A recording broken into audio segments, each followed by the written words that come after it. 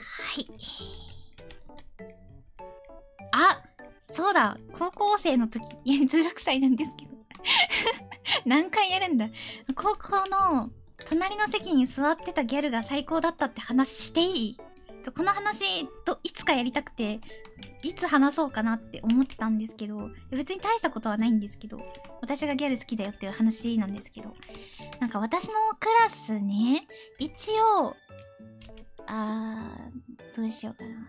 一応進学クラスっぽいところだったんだけど、でもなぜかクラスにオタクかギャルしかいなくて、両極端だったんだよ。男性陣もオタクかヤンキーしかいないみたいな。なんなんだインテリヤンキーか、まあ、そういうクラスやってんけど。そうそうそう。でも私はまあ案の定オタク側なんですけれども。で、隣の席のすごい黒髪ロング、スカートめっちゃ短い細身のギャルが、なんかすっごい優しくて、私とすごい仲良くしてくれたんですよ。そうなんですよ。インテリギャル。確かにインテリギャルだ。私はすごいポンコツだったけど、その子はめっちゃ頭が良かった。そうそうそう。その子がなんかめっちゃ可愛くてね、ギャルなんだけど、こう、私のオタクの趣味に興味を持ってくれて、なんかこういう漫画が好きなんだよねとか言ったら読んでくれるし、このアニソンが良かったんだよって言ったら聞いてくれるし、で、なんか次の日とかに感想を言ってきてくれるんだよ。今思ったらオタクが好きなギャルじゃんって思った。存在するんだよ。めっちゃ可愛くて、マジめっちゃ良かったみたいな感想を次の日に言ってきてくれるの。可愛い。で、そのギャルがね、なんか私の絵をすごい好んでくれていて、こんな私目を私目の絵を好んでくれていて、なんかいつか自分の家にね、ウイに壁に絵を描いてもらうのが夢なんだとか言い出して、結婚って思った、当時。で、一回その子と同じ隣の席になった時からずっと仲良くて、で、うちのクラスの席替え方式がくじ引きやねんけど、視力が悪い人向けに、一番前の席だけ、当時、今なんですけど、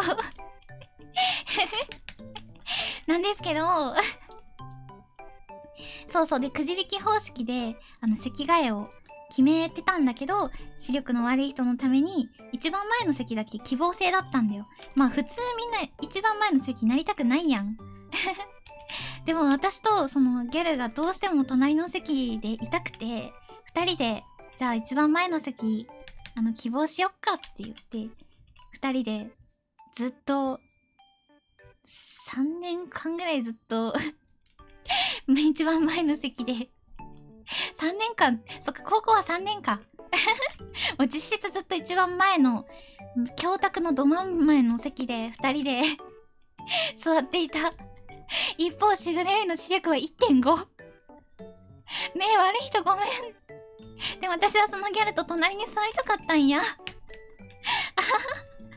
ていうことがあった。いや、1.5 なんだよな。当時、いや、今なんですけど、でも今ちょっと視力下がっちゃったかも。1ぐらいになっちゃったかもな。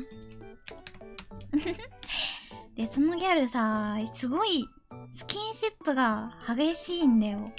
でも私も、なんか人にひっつくの好きやから、もう授業中とかにずっと手繋いでくるの。かわいい。授業しろ。ずっとなんか二人ちょっかい掛け合ったり、こう、授業中に手にぎにぎして遊んだりしてた。なんかそれが許されてたクラス、何なんだろうね、今思ったら。全然わかんない。そう、ひっつきたがりのギャルは最高だぜ。みんな。しかも可愛いんだ、その子。いや、可愛いんだ。いやー、いいんだよな。エッチじゃん。エッチではなくない？でもそれでこそなんか寒くてさ、私は末端冷え性やから手がめっちゃ冷えたりするんだけど、その子がいつもね、温めてくれている。よかった。元気かな。まあ当時今なんですけどね、ちょっと離れてしまったから所在はわからないんですけれどもね。でも今会ってもまたキャッキャできると思うんだよな。よいしょ。なんか当時 SNS とかクラス LINE とかがなかったからね、連絡先がわからないんだよな。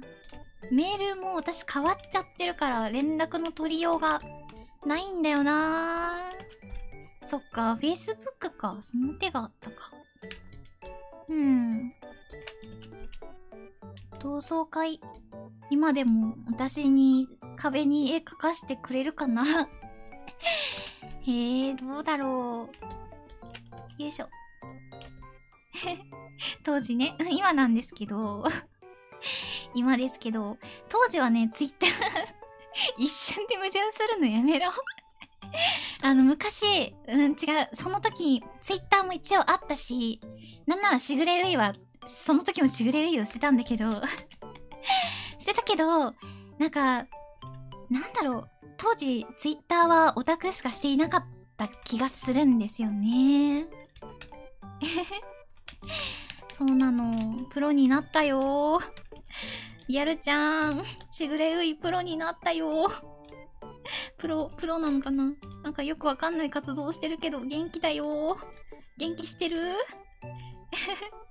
この配信見てたら連絡して。連絡手段ないけど。そう。私はその子のことめちゃくちゃ好きだったんだ。よいしょ。